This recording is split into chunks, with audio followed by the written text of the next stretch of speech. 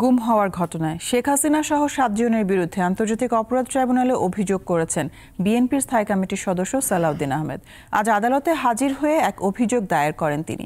Chief prosecutor Tajul Islam জানান, সালাউদ্দিনের অভিযোগ গুমের ঘটনার তদন্ত বিচার কাজে সহায়ক হবে।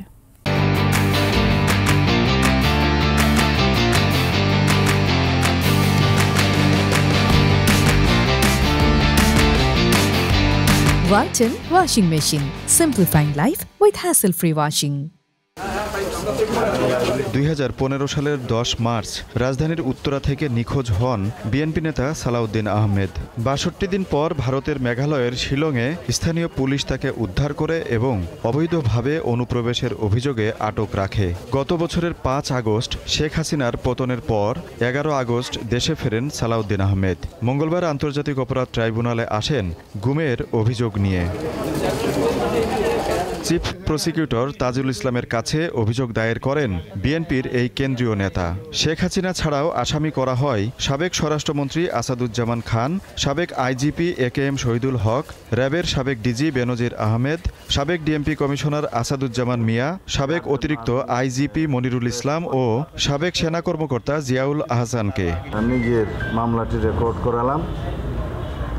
আমার এখানে প্রাথমিকভাবে 7 জনকে আসামি করেছি।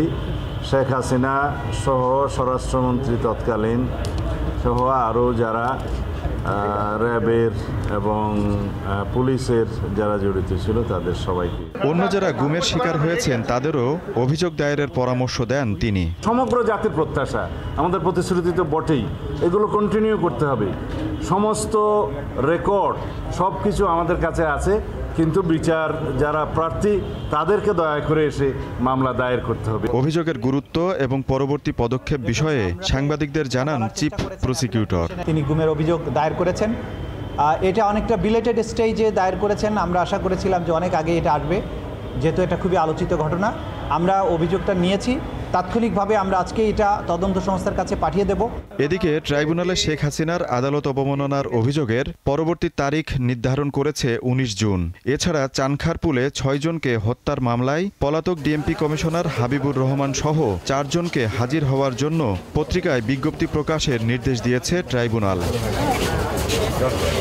আজিজুল ইসলাম, দীপ্ত সংবাদ, ঢাকা।